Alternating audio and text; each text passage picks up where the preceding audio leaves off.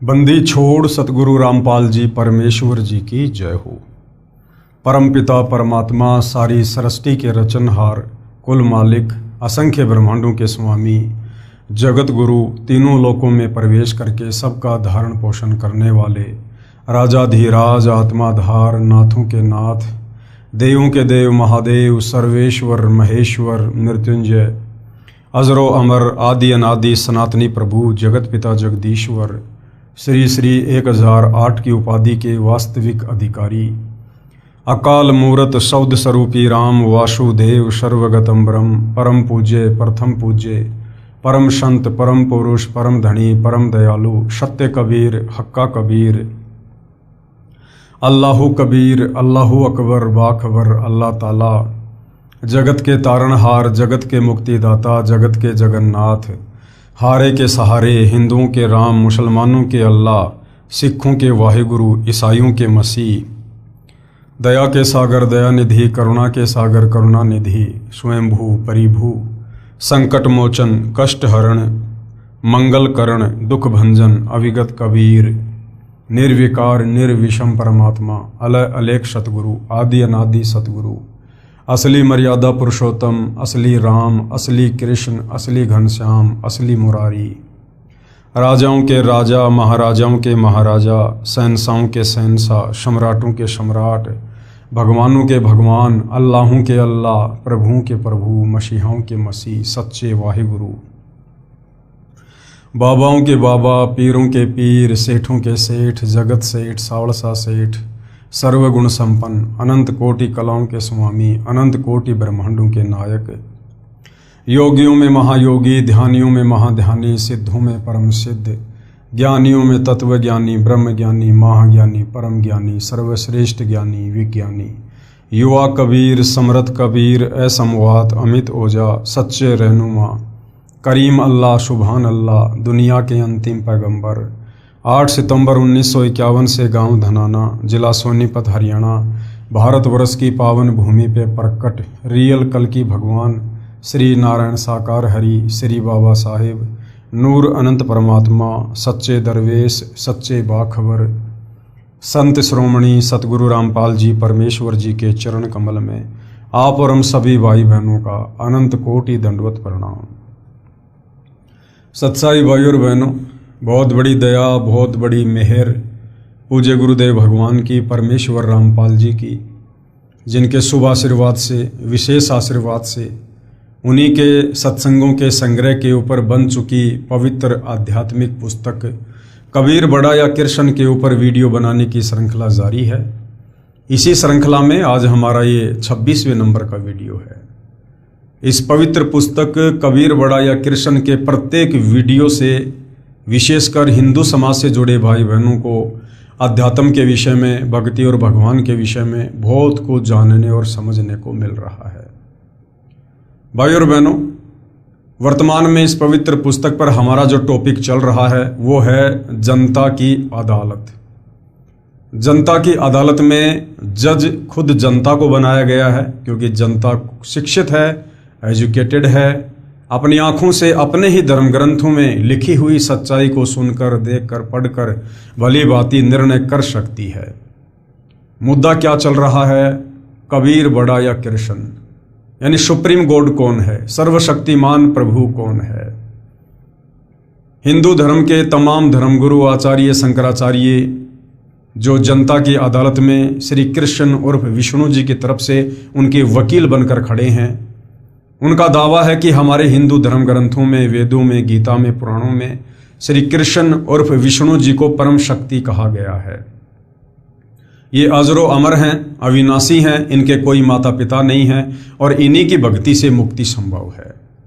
तो दूसरी तरफ कबीर जी के वकील सतगुरु रामपाल जी ने उन्हीं हिंदू धर्म ग्रंथों का, वेदों का, गीता जी का, पुराणों का हवाला देकर जनता की अदालत में प्रत्यक्ष प्रमाण दिखाकर ये साबित कर दिया कि श्री कृष्ण उर्फ विष्णु ये नाशवान भगवान हैं। इनका जन्म होता है, इनकी मृत्यु होती है, इनकी माँ का नाम दुर्गा है, इनके पिता का नाम काल ब्रह्म है और इनकी भक्ति से मुक्ति संभव नहीं है, क्योंकि अभी तक तो श्री कृष्ण उर्फ विष्णु की खुद की मुक्ति नहीं है, तो भला इनकी पूजा करने वालों की मुक्ति कैसे संभव हो जाएगी।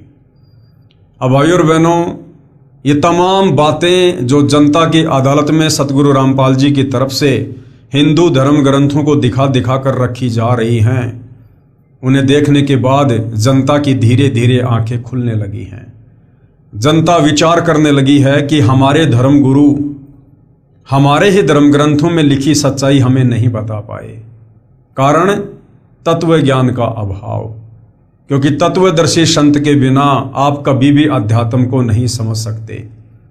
गीता अध्याय 4 श्लोक 34 में गीता ज्ञानदाता खुद अर्जुन को कह रहा है कि अर्जुन, अगर तुझे पूर्ण परमात्मा की भक्ति करनी है, तुझे सदा सदा के लिए जन्म और मृत्यु से अपना पीछा छुड़वाना है, तो किसी तत्वदर्शी संत की शरण में चला जा।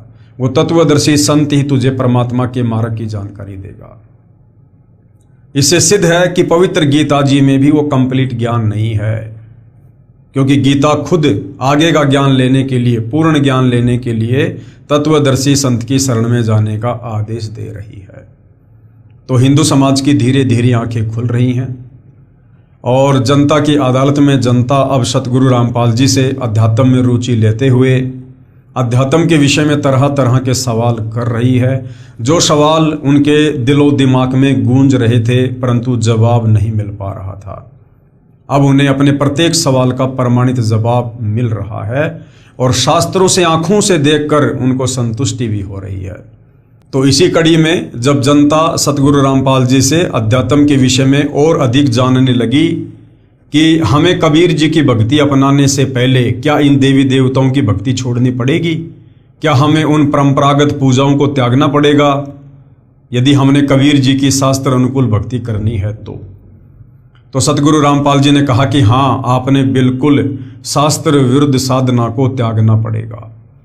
और भोली भाली जनता को आदरणीय धर्मदास जी की कथा सुनाकर सतगुरु रामपाल जी अध्यात्म के विषय में बता रहे हैं कि किस प्रकार से 650 साल पहले मथुरा में कबीर परमात्मा एक जिंदा साधु के वेश में आदरणीय धर्मदास जी को मिले, उन्हें गीता जी का यथार्थ ज्ञान समझाया, वेदों के यथार्थ ज्ञान से परिचित कराया और किस प्रकार से धर्मदास जी धीरे धीरे शास्त्र विरुद्ध साधना को त्याग कर शास्त्र अनुकूल साधना करने लगे। तो इसी कड़ी में हम आगे बढ़ते हैं। आदरणीय धर्मदास जी कबीर परमेश्वर जी से, जो कि जिंदा बाबा के रूप में थे, उनसे तरह तरह के सवाल कर रहे हैं और परमात्मा जी उनको जवाब दे रहे हैं। व्रत करना गीता अनुसार कैसा है? परमेश्वर यानी जिंदा साधु के रूप में बोले कि हे धर्मदास, आप एकादशी का व्रत करते हो। श्रीमद् भगवत गीता अध्याय 6 श्लोक 16 में मना किया है कि हे अर्जुन, ये योग यानी भक्ति न तो अधिक खाने वाले का और न ही बिल्कुल न खाने वाले का, अर्थात ये भक्ति न ही व्रत रखने वाले, न अधिक सोने वाले की तथा न अधिक जागने वाले की सफल होती है। इस श्लोक में व्रत रखना पूर्ण रूप से मना है। क्या लिखा है? न ही बिल्कुल न खाने वाले की भक्ति भी सफल नहीं होती है। अर्थात बिल्कुल ना खाना, इसका मतलब व्रत करना। तो हमारी गीता जी अध्याय 6 श्लोक 16 मना कर रही है कि व्रत रखने वालों की भक्ति कभी सफल नहीं हो सकती, जबकि धर्मदास जी एकादशी का व्रत रखा करते थे। इस श्लोक में व्रत रखना पूर्ण रूप से मना है। देख अपनी गीता खोलकर, जिंदा रूप में परमात्मा धर्मदास जी को कह रहे हैं कि देख अपनी गीता खोलकर। धर्मदास जी को गीता के श्लोक याद भी थे, क्योंकि प्रतिदिन पाठ किया करता था। फिर भी सोचा कि कहीं जिंदा संत नाराज ना हो जाए, इसलिए गीता खोलकर अध्याय 6 श्लोक 16 पढ़ा तथा स्वीकारा कि आपने मेरी आंखें खोल दी जिंदा, आप तो परमात्मा के स्वरूप लगते हो। अब देखिए भाइयों और बहनों, ये वही गीता जी अध्याय 6 श्लोक नंबर 16 है जो आदरणीय धर्मदास जी ने अपनी आंखों से खोलकर देखा। और यही गीता अध्याय 6 श्लोक 16 अब जनता की अदालत में सतगुरु रामपाल जी जनता को दिखा रहे हैं ताकि उन्हें भी विश्वास हो। पेश है फोटोकॉपी गीता अध्याय 6 श्लोक 16 की। ये श्लोक भाई और बहनों आप जियों के सामने है। न अति अश्नत है तू योग है अस्ति न च एकांतम ऐन सतः न च अति सौपनशीलस्य जागृत न एवं च अर्जुन। इसका यहां पर हिंदी अनुवाद किया हुआ है। हे अर्जुन, यह योग, योग यानी भक्ति, न तो बहुत खाने वाले का, यानी जो बहुत ज्यादा खाना खाता है, बार बार खाता है, पेट भरा भरा रहता है, ज्यादा अन्न खाने से वासना प्रबल होती है, नींद आती है, आलस्य आता है। तो ये जो भक्ति है, जो योग है, जो मुक्ति का जो मार्ग है, शास्त्र अनुकूल साधना है, बहुत ज्यादा भोजन खाने वाले की भी सफल नहीं होती है। और न बिल्कुल न खाने वाले का, और जो बिल्कुल भोजन नहीं करता यानी जो व्रत करता है, उसकी भी भक्ति सफल नहीं होती। व्रत रखना यानी बिल्कुल भी ना खाना, बिल्कुल भी खाना नहीं खाएंगे तो क्या होगा, हमारा शरीर अंदर से बार बार भोजन की डिमांड करेगा। हमें भक्ति से ज्यादा हमें भोजन याद आएगा। सत्संग सुनने बैठेंगे, बार बार अंदर से भूख जागृत होगी, तो हम ना सत्संग सुन सकते, ना बैठकर शांति से ध्यान से मंत्र कर सकते, ना अन्य कोई भक्ति कर्म कर सकते, यदि हमारा पेट बिल्कुल खाली रहेगा तो। इसलिए हमने संयम के साथ में ये भक्ति करनी है, बिल्कुल संयमित होके, ना ज्यादा खाना ना कम खाना, जितनी शरीर की आवश्यकता है उतना खाना। और न बिल्कुल न खाने वाले का तथा न बहुत शयन करने स्वभाव वाले का, और जो बहुत ज्यादा सोता है उसकी भी कभी भक्ति सफल नहीं हो सकती। और न सदा जागने वाले का ही सिद्ध होता है, और जो हमेशा जाग जाग के भक्ति करता है, सोता ही नहीं है, रातों को जागता रहता है, उसकी भी भक्ति सफल नहीं होती है। ये फोटोकॉपी गीता अध्याय 6 श्लोक 16 की है। गीता प्रेस गोरखपुर से प्रकाशित तथा श्री जय दयाल गोविंदका द्वारा अनुवादित है। इसमें स्पष्ट कहा है कि योग यानी साधना उनकी सफल नहीं होती जो बिल्कुल कुछ नहीं खाते यानी व्रत रखते हैं। श्राद्ध पिंडदान गीता अनुसार कैसा है? अब व्रत के विषय में तो पता चल गया कि गीता जी तो व्रत करने के लिए मना कर रही है। व्रत करने वाले कभी भी भक्ति सफल नहीं कर सकते, कभी भी उनकी मुक्ति नहीं हो सकती। अब आगे परमात्मा धर्मदास जी को समझा रहे हैं कि तुम जो ये श्राद्ध निकालते हो, जो पिंड दान करते हो, इन नादान धर्मगुरुओं के कहने पर जो तुम भूत पूजा कर रहे हो, ये गीता जी के अनुसार कैसी है? आप श्राद्ध व पिंडदान करते हो, गीता अध्याय 9 श्लोक 25 में स्पष्ट किया है कि भूत पूजने वाले भूतों को प्राप्त होंगे। ये जो श्राद्ध निकालते हैं, पिंडदान करते हैं, ये भूत पूजा में आता है। और गीता जी अध्याय 9 श्लोक 25 मना कर रहा है कि भूत पूजने वाले भूत बनेंगे, यानी अपने पूर्वजों के पास उस पितृ योनि में जाएंगे, भूत योनि में जाएंगे। आप श्राद्ध व पिंडदान करते हो, गीता अध्याय 9 श्लोक 25 में स्पष्ट किया है कि भूत पूजने वाले भूतों को प्राप्त होंगे। श्राद्ध करना, पिंडदान करना, ये भूत पूजा है, ये व्यर्थ की साधना है। गीता जी मना कर रही है। श्राद्ध पिंडदान के प्रति रुचि ऋषि का वेद मत। अब परमात्मा एक उदाहरण देकर, एक कथा सुनाकर धर्मदास जी को समझा रहे हैं।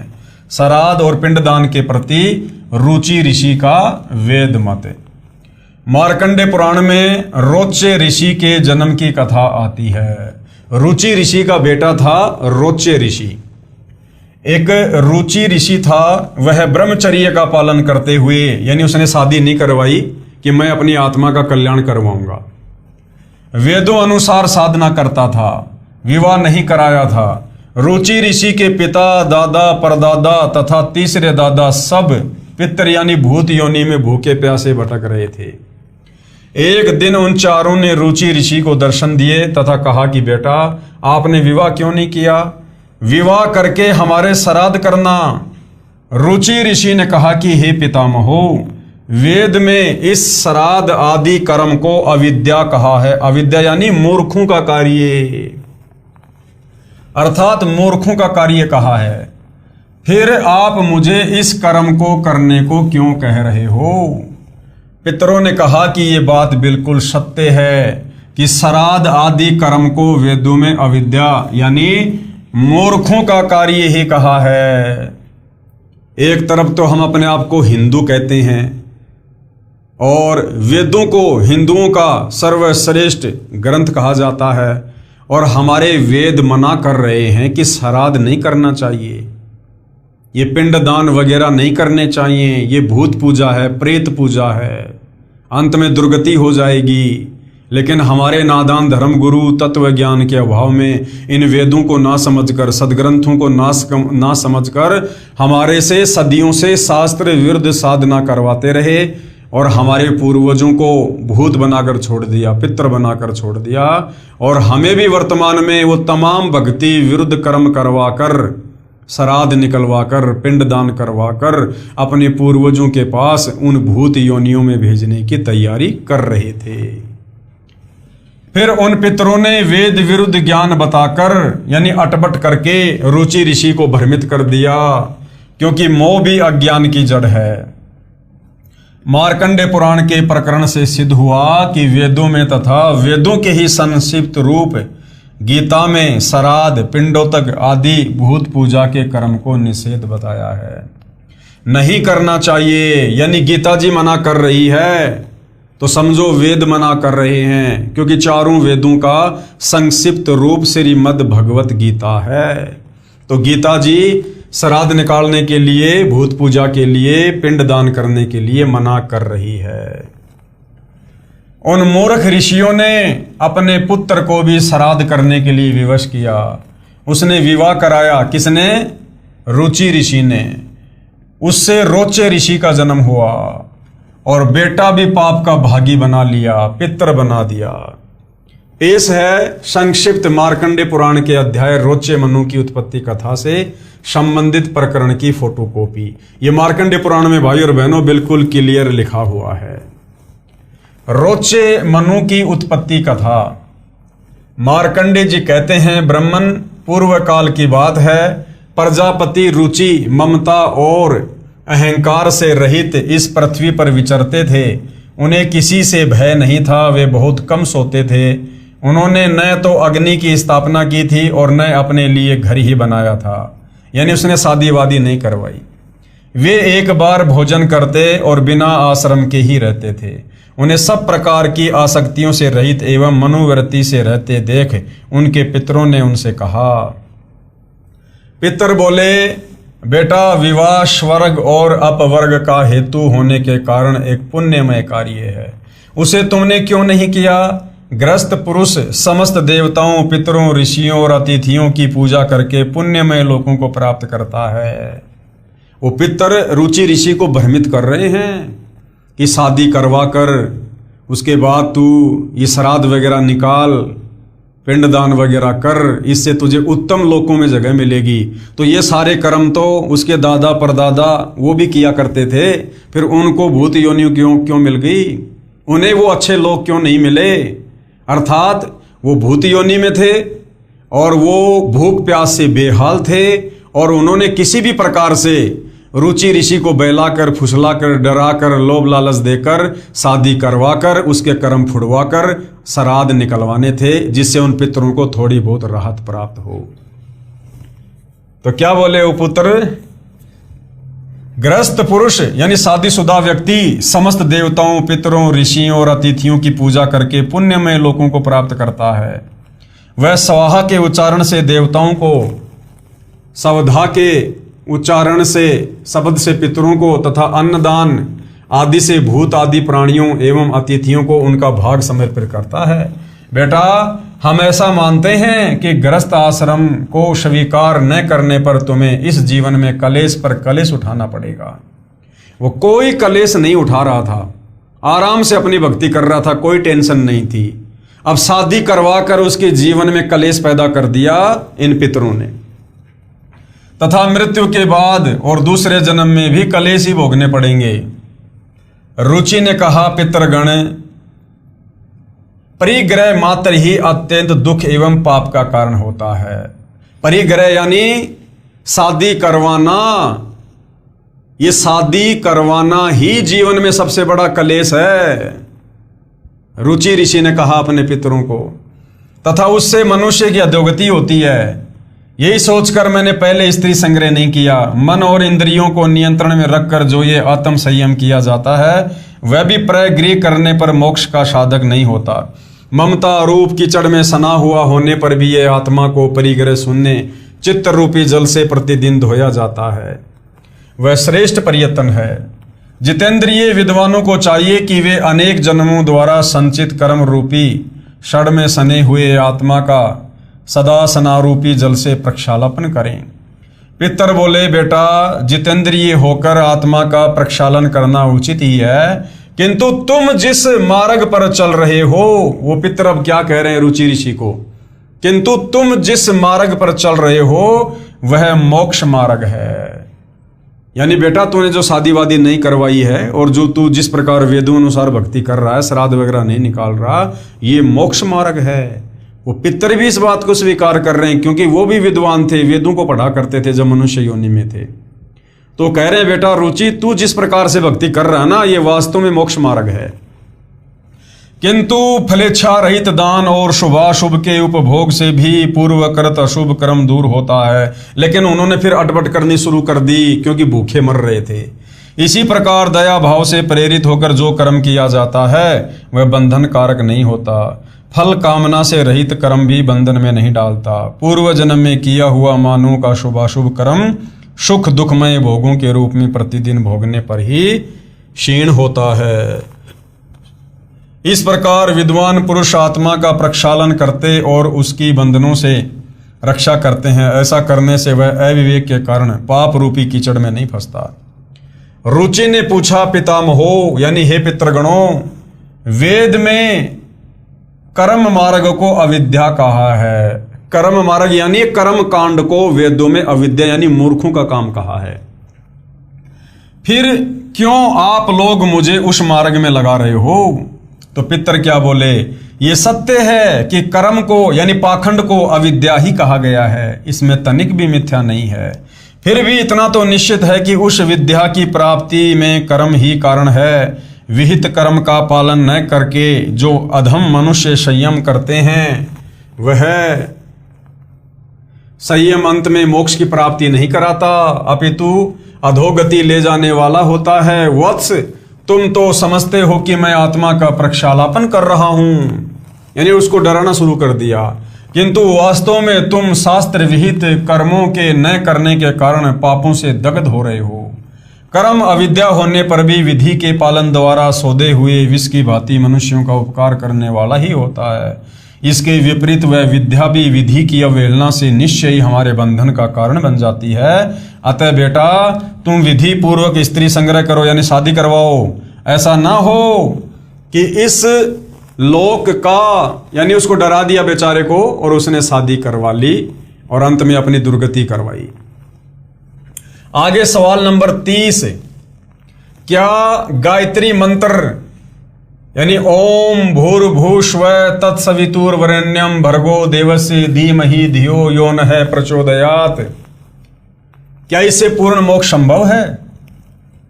धर्मदास जी सवाल कर रहे हैं कि प्रभु ये जो गायत्री मंत्र है जो विशेषकर हिंदू समाज में सबकी जुबान पर है, ओम भूर्भुवस्सुवः तत्सवितुर्वरेण्यं भर्गो देवस्य धीमहि धियो यो नः प्रचोदयात्, क्या इस गायत्री मंत्र के जाप करने से मुक्ति संभव है, मोक्ष हो जाएगा? तो परमात्मा जी कह रहे हैं, धर्मदास इन नादान धर्म गुरुओं ने यजुर्वेद अध्याय 36 मंत्र 3 का केवल एक मंत्र समाज को रट्टा लगवा दिया और इस मंत्र में भी इन्होंने जबरदस्ती ओम शब्द जोड़ दिया, जबकि वेद के मूल मंत्र में ओम शब्द नहीं है। इन नादान धर्म गुरुओं ने ओम शब्द लगाकर परमात्मा की अवहेलना की है। जो लाभ साधक को ज्ञान यज्ञ का उस एक मंत्र के जाप करने से मिलना था वो भी नहीं मिलेगा। उत्तर, जिसे गायत्री मंत्र कहते हो वह यजुर्वेद के अध्याय 36 का मंत्र 3 है। जिसके आगे ओम अक्षर नहीं है। ये जो ओम अक्षर है ये वेद में नहीं है, ये नादान धर्म गुरुओं ने अपनी तरफ से जोड़ दिया। यदि ओम अक्षर को इस वेद मंत्र के साथ जोड़ा जाता है तो परमात्मा का अपमान है, क्योंकि ओम अक्षर तो ब्रह्म का जाप है, यानी काल का जाप है। यजुर्वेद अध्याय 36 मंत्र 3 में परम अक्षर ब्रह्म की महिमा है। यदि कोई अज्ञानी व्यक्ति पत्र तो लिख रहा है प्रधानमंत्री को और लिख रहा है सेवा में श्रीमान मुख्यमंत्री जी, तो वह प्रधानमंत्री का अपमान कर रहा है। फिर बात रही इस मंत्र यजुर्वेद के अध्याय 36 मंत्र 3 को बार बार जाप करने की, ये क्रिया मोक्षदायक नहीं है। मंत्र का मूल पाठ इस प्रकार है, यानी यजुर्वेद अध्याय 36 मंत्र 3 जो वास्तव में है वो क्या है? भूर्भुवस्व, यानी ओम से शुरू नहीं है। भूर्भुवस्व तत्सवितु वरेण्यम भर्गो देवस्य धीमहि धियो यो नः प्रचोदयात्। और अनुवाद क्या है इसका? स्वयंभू परमात्मा पृथ्वी लोक को, गोलोक आदि भवनों को वचन से प्रकट करने वाला है। स्वर्ग लोक आदि सुख धाम है, वह उन सब का जनक परमात्मा है। सर्व साधकों को वर्ण करने योग्य अर्थात अच्छी आत्माओं के भक्ति योग्य है।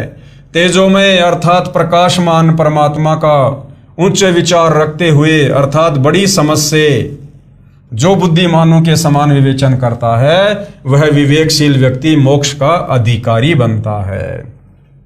ये इसका भावार्थ है। भावार्थ, परमात्मा स्वयंभू जो भूमि, गोलोक आदि लोक तथा स्वर्ग लोक है उन सब का सर्जनहार है।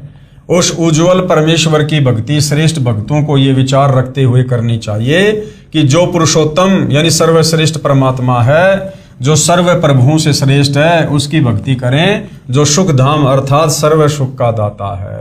केवल परमात्मा की महिमा है इस मंत्र में। उपरोक्त मंत्र का ये हिंदी अनुवाद व भावार्थ है।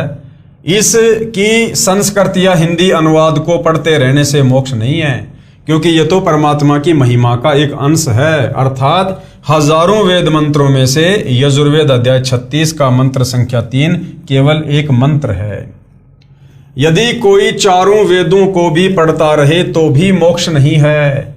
मोक्ष होगा वेदों में वर्णित ज्ञान के अनुसार भक्ति क्रिया करने से। उदाहरण, बिजली की महिमा है कि बिजली अंधेरे को उजाले में बदल देती है। बिजली ट्यूबवेल चलाती है जिससे फसल की सिंचाई होती है। बिजली आटा पीसती है, आदि आदि बहुत से गुण बिजली के लिखे हैं। यदि कोई व्यक्ति प्रतिदिन बिजली के गुणों का पाठ करता रहे तो उसे बिजली का लाभ प्राप्त नहीं होगा। लाभ प्राप्त होगा बिजली का कनेक्शन लेने से। कनेक्शन कैसे प्राप्त हो सकता है? उस विधि को प्राप्त करके फिर बिजली के गुणों का लाभ प्राप्त हो सकता है।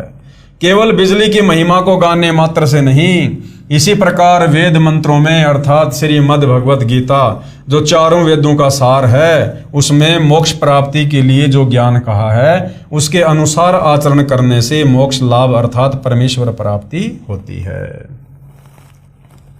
आगे धर्मदास जी ने फिर परमात्मा जी से प्रश्न किया। प्रश्न धर्मदास जी का, हे जिंदा, मुझे तो ये भी ज्ञान नहीं है कि गीता में मोक्ष प्राप्ति का ज्ञान कौन सा है। मैंने गीता को पढ़ा है परंतु समझा नहीं। हमारे धर्म गुरुओं ने जो भक्ति बताई उसे श्रद्धा से करते आ रहे हैं। वर्षों से चला आ रहा भक्ति का शास्त्र विरुद्ध प्रचलन सर्व भक्तों को सत्य लग रहा है। क्या गीता में लिखी भक्ति विधि पर्याप्त है? तो परमेश्वर जी ने क्या जवाब दिया? उत्तर जिंदा बाबा का, गीता में केवल ब्रह्म स्तर की भक्ति विधि लिखी है, यानी केवल इस काल ब्रह्म ज्योति निरंजन तक की भक्ति है। पूर्ण मोक्ष के लिए परम अक्षर ब्रह्म की भक्ति करनी होगी। गीता में पूर्ण विधि नहीं है, केवल संकेत है। जैसे गीता अध्याय 17 श्लोक 23 में कहा है कि सच्चिदानंद घन ब्रह्म अर्थात परम अक्षर ब्रह्म की प्राप्ति के लिए ओम तत् सत इस मंत्र का निर्देश है। इसके सुमरण की विधि 3 प्रकार से है। इस मंत्र में ओम तो क्षर पुरुष अर्थात इस ब्रह्म का मंत्र तो स्पष्ट है, परंतु परब्रह्म अक्षर पुरुष का मंत्र तत् है, यानी सांकेतिक है, जो सांकेतिक है। उपदेशी को तत्वदर्शी संत बताएगा। यानी वर्तमान में सतगुरु रामपाल जी बताते हैं जो भगत सतनाम प्राप्त करता है। और तीसरा जो सत है ओम तत् सत में, ये मंत्र पूर्ण ब्रह्म यानी परम अक्षर ब्रह्म का है, ये भी सांकेतिक है। इसको भी तत्वदर्शी संत उपदेशी को बताता है। तत्वदर्शी संत के पास पूर्ण मोक्ष मार्ग होता है जो ना वेदों में है, ना गीता में, तथा ना पुराणों या अन्य उपनिषदों में। तत्व ज्ञान की सत्यता को प्रमाणित करने के लिए गीता तथा वेद सहयोगी हैं। जो भक्ति विधि वेद गीता में है वही तत्व ज्ञान में भी है। सूक्ष्म वेद अर्थात तत्व ज्ञान में वेदों तथा गीता वाली भक्ति विधि तो है ही, इससे भिन्न पूर्ण मोक्ष वाली साधना भी है। उदाहरण के लिए 10वीं कक्षा का पाठ्यक्रम गलत नहीं है परंतु अधूरा है। बीए एमए वाले पाठ्यक्रम में 10वीं वाला ज्ञान भी होता है, उससे आगे का भी होता है। यही दशा वेदों गीता तथा सूक्ष्म वेद के ज्ञान में अंतर की समझो। फिर धर्मदास जी ने आगे और प्रश्न किया, प्रश्न नंबर 32, गीता तथा वेदों में ये कहाँ प्रमाण है कि पूर्ण मोक्ष मार्ग तत्वदर्शी संत के पास ही होता है? वेदों व गीता में नहीं है। हे प्रभु जिंदा मेरी शंका का समाधान कीजिए। आपका ज्ञान हृदय को छूता है, सत्य भी है, परंतु विश्वास तो प्रत्यक्ष प्रमाण देखकर ही होता है। तो परमेश्वर जी ने उत्तर दिया, गीता अध्याय 4 श्लोक 25 से 30 में गीता ज्ञानदाता ने बताया है कि हे अर्जुन, सभी भगत अपनी साधना व भक्ति को पाप नाश करने वाली अर्थात मोक्षदायक जानकर ही करते हैं। यदि उनको ये निश्चय न हो कि तुम जो भक्ति कर रहे हो ये शास्त्र अनुकूल नहीं है तो वे साधना ही छोड़ देते। जैसे कई साधक देवताओं की पूजा रूपी यज्ञ अर्थात धार्मिक अनुष्ठान करके ही पूजा मानते हैं, अन्य ब्रह्म यानी काल तक की पूजा करते हैं, कई केवल अग्नि में घी आदि डालकर अनुष्ठान करते हैं जिसको हवन कहते हैं। गीता अध्याय 4 श्लोक 25। ये देखिएगा गीता अध्याय 4 श्लोक नंबर 25। दूसरे योगीजन देवताओं के पूजन रूप यज्ञ का ही भली भांति अनुष्ठान किया करते हैं और अन्य योगीजन यानी अन्य जो भगत हैं वो परब्रह्म परमात्मा रूप अग्नि में अभेद दर्शन रूप यज्ञ के द्वारा ही आत्म रूप यज्ञ का हवन किया करते हैं।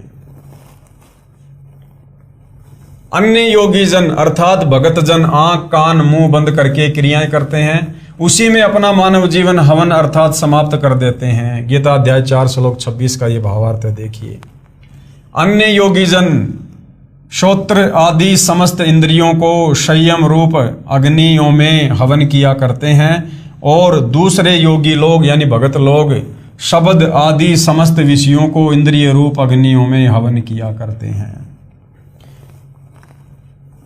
अन्य योगीजन अर्थात भगतजन श्वासों को आना जाना ध्यान से देखकर भक्ति साधना करते हैं जिससे वे आत्म संयम साधना रूपी अग्नि में अपना जीवन हवन अर्थात मानव जीवन पूरा करते हैं, जिसे ज्ञान दीप मानते हैं अर्थात अपनी साधना को श्रेष्ठ मानते हैं। दूसरे योगीजन इंद्रियों की संपूर्ण क्रियाओं और प्राणों की समस्त क्रियाओं को आत्म संयम योग रूप अग्नि में हवन किया करते हैं। यानी सब लोग तत्व ज्ञान के अभाव से अपनी मनमुखी साधना कर रहे हैं। कुछ अन्य साधक द्रव्य अर्थात धन से होने वाले यज्ञ अर्थात धार्मिक अनुष्ठान करते हैं, जैसे भोजन भंडारा करना, कंबल कपड़े बांटना, धर्मशाला प्याऊ बनवाना, ये यज्ञ करते हैं। कुछ तपस्या करते हैं, कुछ योगासन करते हैं, इसी को परमात्मा प्राप्ति की साधना मानते हैं। कितने ही साधक अहिंसा आदि तीक्ष्ण व्रत करते हैं, जैसे मुख पर पट्टी बांधकर नंगे पैरों चलना, कई दिन उपवास रखना आदि आदि। अन्य योगीजन अर्थात साधक स्वाध्याय अर्थात प्रतिदिन किसी वेद जैसे ग्रंथ से कुछ मंत्रों श्लोकों का पाठ करना, ये ज्ञान यज्ञ कहलाता है, करते रहते हैं। इन्हीं क्रियाओं को मोक्षदायक मानते हैं। कहाँ लिखा है? गीता अध्याय 4 श्लोक नंबर 28 में देखिएगा। कई पुरुष द्रव्य संबंधी यज्ञ करने वाले हैं, कितने ही तपस्या रूप यज्ञ करने वाले हैं, तथा दूसरे कितने ही योग रूप यज्ञ करने वाले हैं और कितने ही अहिंसादि तीक्ष्ण व्रतों से युक्त यत्नशील पुरुष स्वाध्याय ज्ञान यज्ञ करने वाले हैं। दूसरे योगीजन अर्थात भगतजन प्राण वायु यानी श्वास अपान वायु में पहुंचाने वाली क्रिया करते हैं। अन्य योगीजन इसके विपरीत अपान वायु को प्राण वायु में पहुंचाने वाली क्रिया करते हैं। कितने ही भगत अल्पाहारी रहते हैं यानी बहुत कम खाते हैं। कुछ योग आदि क्रियाएं करते हैं, जैसे प्राणायाम में लीन साधक पान अपान की गति को रोककर श्वास कम लेते हैं, इसी में अपना मानव जीवन हवन अर्थात समर्पित कर देते हैं। ये सभी उपरोक्त अध्याय 4 श्लोक 25 से 30 तक साधना करने वाले साधक अपने अपने यज्ञों यानी भक्ति अर्थात धार्मिक अनुष्ठानों को करके मानते हैं कि हम पाप का नाश करने वाली साधना भक्ति कर रहे हैं। गीता अध्याय 4 श्लोक 29 से 30 देखिएगा। दूसरे कितने ही योगीजन अपान वायु में प्राण वायु को हवन करते हैं, वैसे ही अन्य योगीजन प्राण वायु में अपान वायु को हवन करते हैं, तथा अन्य कितने ही नियमित आहार करने वाले प्राणायाम प्रायण पुरुष प्राण और अपान की गति को रोककर प्राणों को प्राण भागों में ही हवन किया करते हैं। ये सभी साधक यज्ञों द्वारा पापों का नाश कर देने वाले और यज्ञों को जानने वाले हैं। यदि साधक की साधना शास्त्र अनुकूल हो तो हे कुरुश्रेष्ठ अर्जुन, इस यज्ञ से बचे हुए अमृत भोग को खाने वाले साधक सनातन ब्रह्म अर्थात परम अक्षर ब्रह्म को प्राप्त होते हैं। और यज्ञ अर्थात शास्त्र अनुकूल साधना न करने वाले पुरुष के लिए तो यह पृथ्वी लोक भी सुखदायक नहीं होता, फिर परलोक कैसे सुखदायक हो सकता है। अर्थात उस शास्त्र विरुद्ध भगत को कोई लाभ नहीं होता।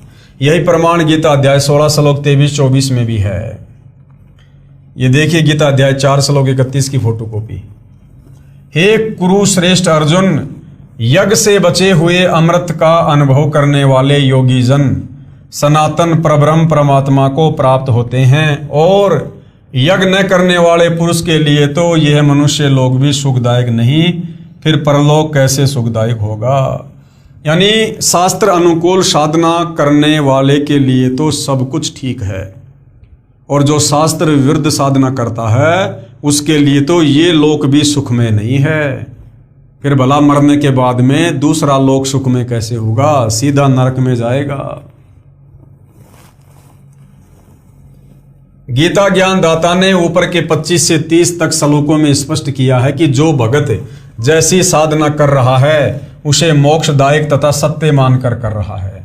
परंतु गीता अध्याय 4 के ही श्लोक 32 में बताया कि यज्ञों अर्थात धार्मिक अनुष्ठानों का यथार्थ ज्ञान ब्रह्मण मुखे यानी परम अक्षर ब्रह्म स्वयं अपने मुख कमल से बोलकर देता है।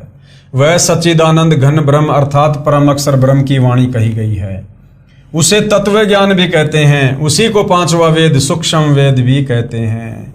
उस तत्व ज्ञान में भक्ति विधि विस्तार के साथ बताई गई है। उसको जानकर भगत सर्व पापों से मुक्त हो जाता है अर्थात पूर्ण मोक्ष को प्राप्त हो जाता है। नोट, गीता अध्याय 4 श्लोक 32 के अनुवाद में सभी अनुवादकों ने एक जैसी ही गलती कर रखी है। ब्रह्मणे शब्द का अर्थ वेद कर रखा है। ब्रह्मणे मुखे का अर्थ वेद की वाणी में किया है, जो गलत है। उन्हीं अनुवादकों ने गीता अध्याय 17 श्लोक 23 में ब्रह्मणे का अर्थ सच्चिदानंद घन ब्रह्म किया है, जो बिल्कुल सही है। इसलिए गीता अध्याय 4 श्लोक 32 में भी ब्रह्मणे का अर्थ सच्चिदानंद घन ब्रह्म अर्थात कबीर परमात्मा परम अक्षर ब्रह्म करना ही उचित है। ये देखिएगा फोटोकॉपी गीता अध्याय 4 श्लोक 32 की। एवं बहुविधा यज्ञा वितता ब्रह्मणे मुखे कर्म जान विधि तान सर्वान एवं ज्ञात्वा विमोक्षस्य। इस प्रकार और भी बहुत तरह के यज्ञ वेद की वाणी में नहीं, ब्रह्मणे मुखे यानी परमात्मा के मुख कमल से उच्चारित वाणी में, सच्चिदानंद घन ब्रह्म की वाणी में, कबीर वाणी में विस्तार से कहे गए हैं। उन सब को तू मन इंद्रिय और शरीर की क्रिया द्वारा संपन्न होने वाला जान। इस प्रकार तत्व से जानकर उसके अनुष्ठान द्वारा तू कर्म बंधन से सर्वदा मुक्त हो जाएगा। गीता अध्याय 4 श्लोक 34 में गीता ज्ञानदाता ने कहा है कि उस ज्ञान को जो परमात्मा अपने मुख कमल से बोलकर सुनाता है, जो तत्व ज्ञान है, उसको तू तत्वदर्शी संतों के पास जाकर समझ। उनको दंडवत प्रणाम करने से कपट छोड़कर नम्रता पूर्वक प्रश्न करने से तत्वदर्शी संत तुझे तत्व ज्ञान का उपदेश करेंगे। गीता अध्याय 4 श्लोक 34 की फोटोकॉपी।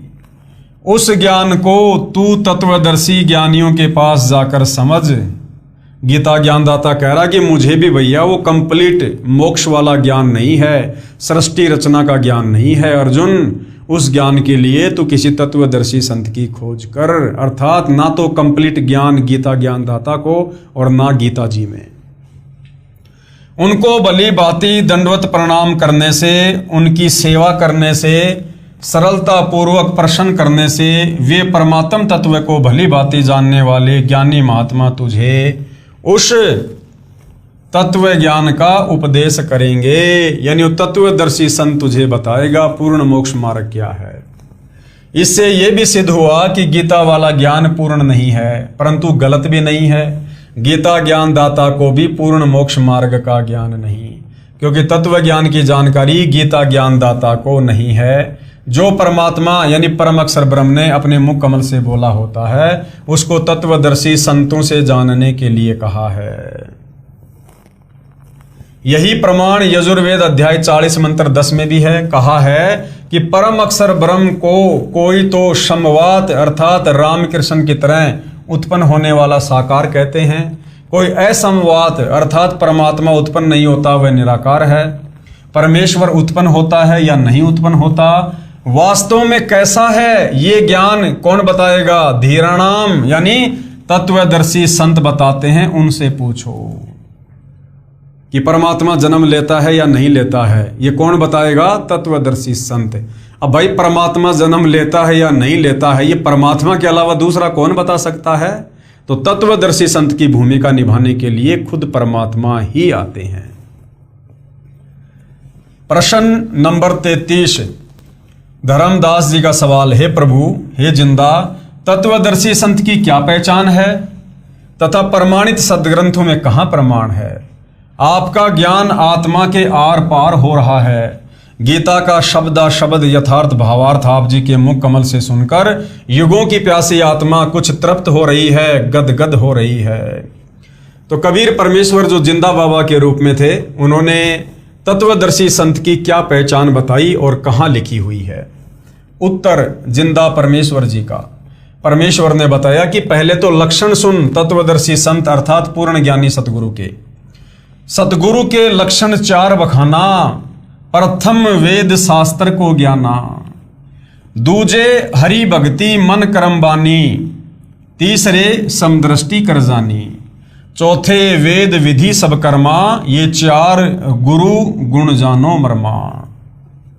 कबीर सागर के अध्याय जीव धर्म बोध के पेज नंबर 1960 पर ये अमृतवाणियां अंकित है। भावार्थ क्या है? जो तत्वदर्शी संत यानी पूर्ण सतगुरु होगा उसमें 4 मुख्य गुण होते हैं। नंबर 1, वह वेदों तथा अन्य सभी ग्रंथों का पूर्ण ज्ञानी होगा। तो वर्तमान में इस धरती पर सतगुरु रामपाल जी के अलावा ना तो कोई तत्वदर्शी संत है, ना कोई इस विश्व के सभी सदग्रंथों का ज्ञाता है। तो पहला लक्षण भी वर्तमान में सतगुरु रामपाल जी पर ही फिट होता है। दूसरा लक्षण, दूसरे वह परमात्मा की भक्ति मन कर्म वचन से स्वयं करता है, केवल वक्ता वक्ता नहीं होता, उसकी करनी और कथनी में अंतर नहीं होता। तो भाई सन 1994 से लेकर और 10 अप्रैल 2026 तक सतगुरु रामपाल जी ने जो भी वचन फरमाए हैं, आप उनको मिलान करके देख सकते हो। आपको उनकी करनी और कथनी में कोई अंतर नहीं मिलेगा। तो दूसरा लक्षण भी सतगुरु रामपाल जी पर ही सेट होता है। 3, वह सर्व अनुयायियों को समान दृष्टि से देखता है, ऊंच नीच का भेद नहीं करता। सतगुरु रामपाल जी का नारा है, जीव हमारी जाति है, मानव धर्म हमारा, हिंदू मुस्लिम सिख ईसाई धर्म नहीं कोई न्यारा।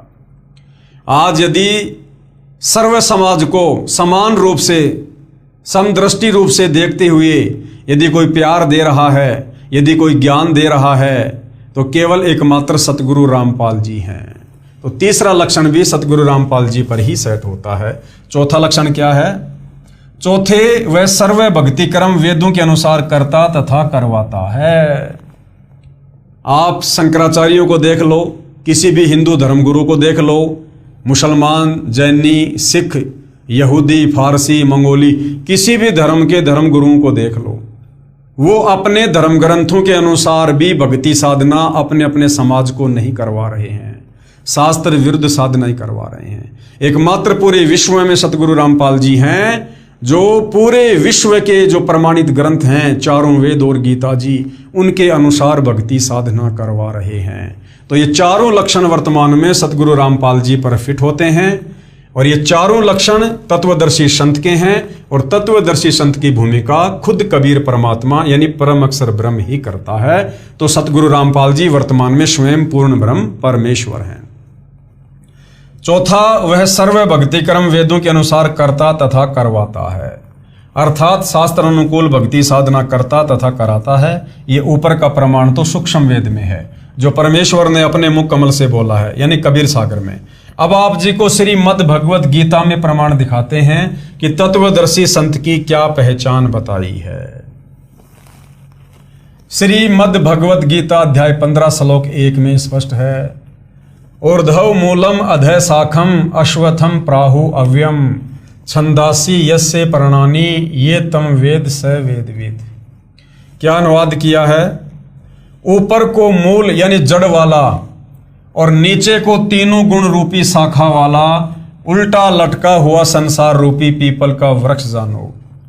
इसे अविनाशी कहते हैं क्योंकि उत्पत्ति प्रलय चक्र सदा चलता रहता है, जिस कारण से इसे अविनाशी कहा है। इस संसार रूपी वृक्ष के पत्ते आदि छंद हैं अर्थात भाग हैं। ये तम वेद जो इस संसार रूपी वृक्ष के सर्वे भागों को तत्व से जानता है वह वेद के तात्पर्य को जानने वाला है, अर्थात वह तत्वदर्शी संत है।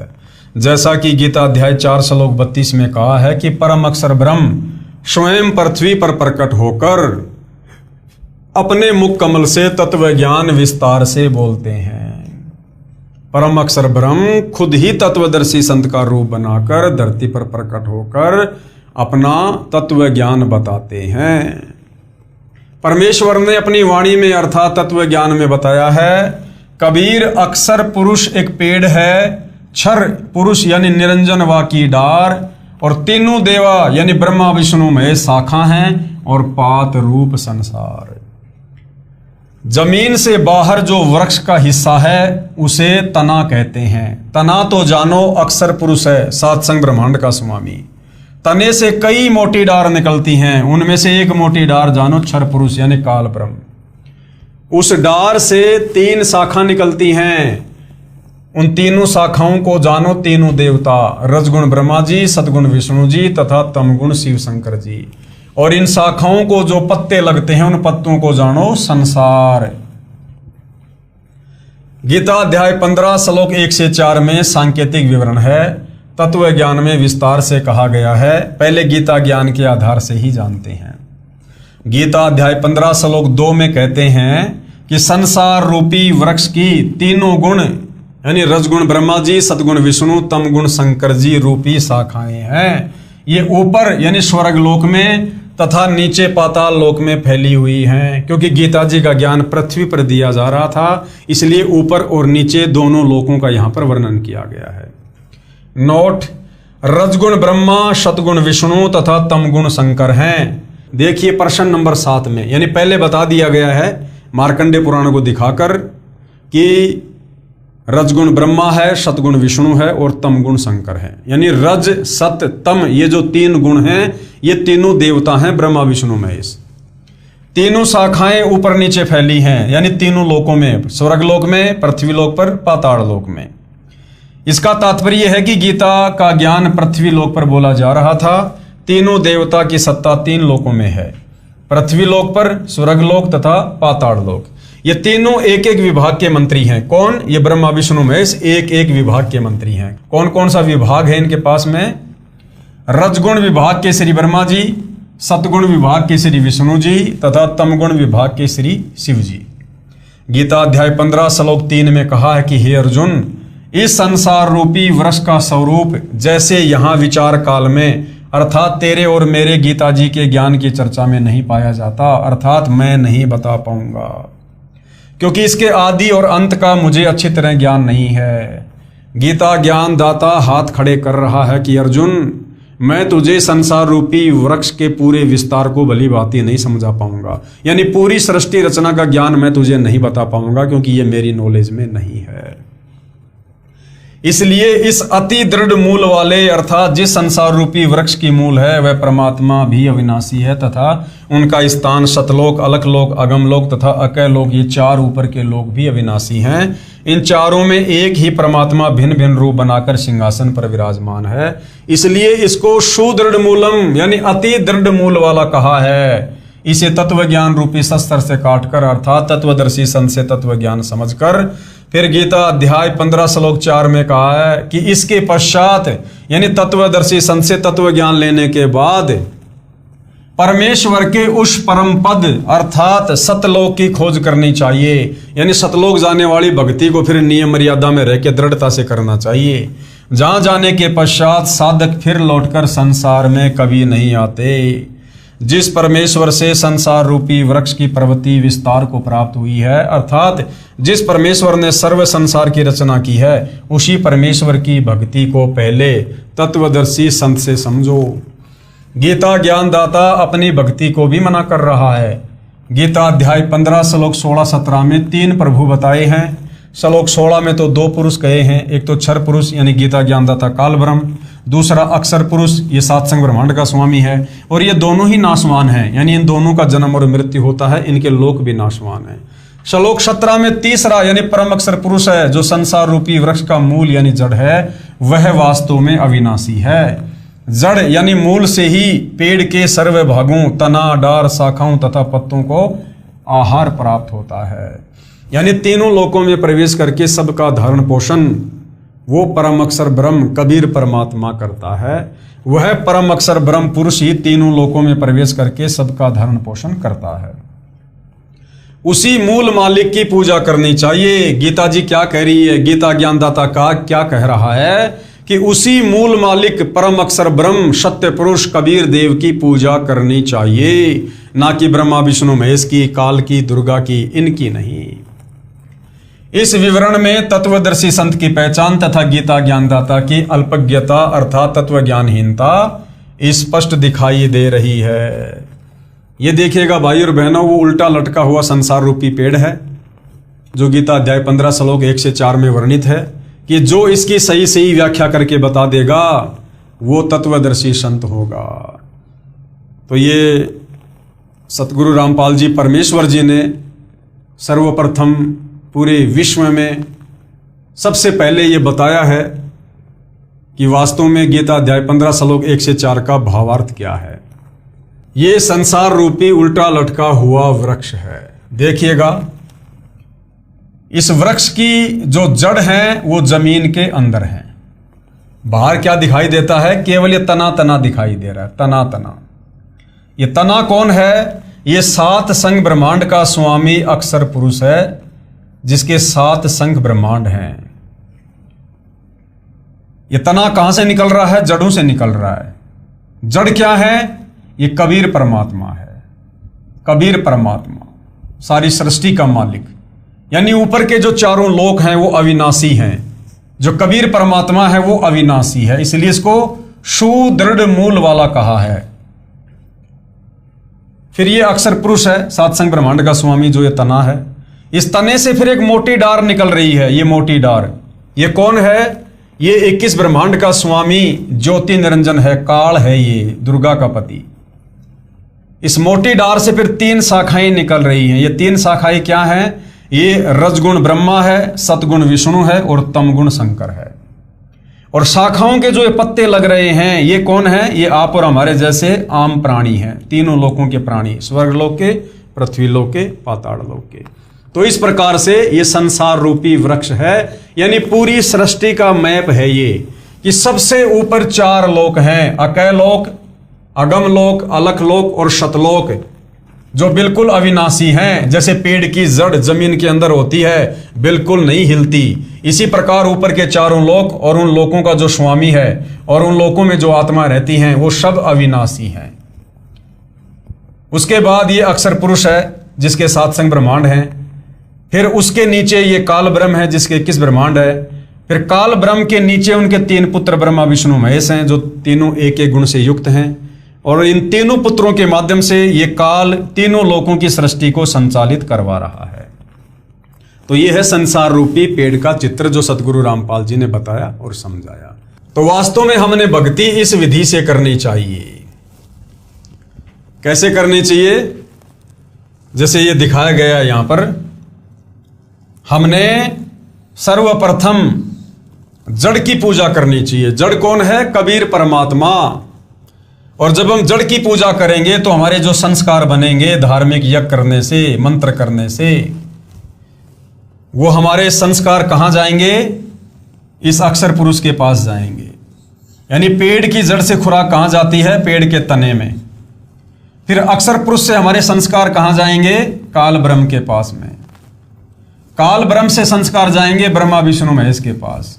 और ये ब्रह्मा विष्णु महेश फिर ना चाहते हुए भी हमारे को सर्व लाभ देंगे। तो उत्तम विधि तो भक्ति की ये है। और हम लोगों ने क्या कर दिया? नादानी के चलते, तत्व ज्ञान के अभाव में, हमने मिट्टी में, गमले में पेड़ की टहनियों को डाल दिया। हमने जड़ कर दी ऊपर और टहनियों को हमने जमीन में गाड़ दिया। यानी हमने ब्रह्मा विष्णु महेश रूपी शाखाओं की पूजा शुरू कर दी।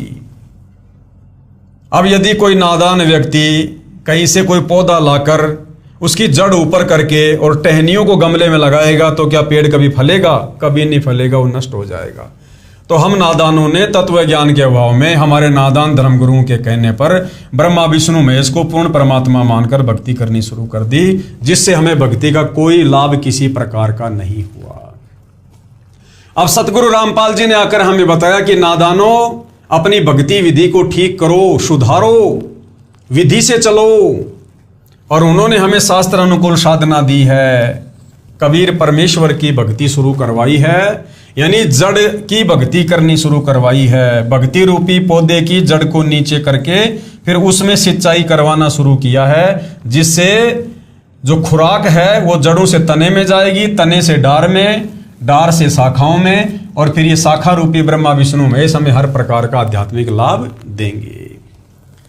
तो ये जो उल्टे लटके हुए संसार रूपी वृक्ष की व्याख्या है, जिसका वर्णन गीता अध्याय 15 श्लोक 1 से 4 में है, ये विश्व में पहली बार सतगुरु रामपाल जी ने ही बताया है। अर्थात सतगुरु रामपाल जी पूर्ण तत्वदर्शी संत हैं। जिंदा बाबा का दूसरी बार अंतर्ध्यान होना। अब कबीर परमात्मा धर्मदास जी के सामने अचानक अंतर्ध्यान क्यों हुए?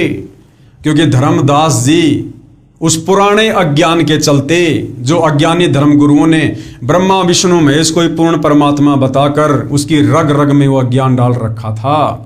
काल प्रेरणा से वो अज्ञान भी बीच बीच में अंगड़ाई ले रहा था। और जब धर्मदास कबीर परमेश्वर के ज्ञान को काटकर ब्रह्मा विष्णु महेश की वकालत करता, तो उस समय फिर परमात्मा समझ जाते कि भैया अब इसके घट में काल आके बैठ गया है, अब ये मेरी बात नहीं सुनेगा। तो परमात्मा फिर दूसरी बार धर्मदास जी की आंखों के सामने से अंतर्ध्यान हो गए। अब धर्मदास बड़ा व्याकुल हो गया। पहले वाली साधना करने का मन नहीं कर रहा, क्योंकि वो शास्त्र विरुद्ध, आगे की साधना भी मिली नहीं। धर्मदास बेचैन हो जाता है। और किस प्रकार फिर तीसरी बार उसे कबीर परमात्मा मिलते हैं, और जब तीसरी बार मिलते हैं तो आगे का क्या ज्ञान देते हैं, वो भाई और बहनों हम अगले एपिसोड में जानेंगे। तब तक भाई और बहनों, पूज्य गुरुदेव भगवान हम सबको आज्ञा दें, आशीर्वाद दें, सद्बुद्धि दें, हमारा मार्गदर्शन करें। बंदी छोड़ सतगुरु रामपाल जी परमेश्वर जी की जय हो।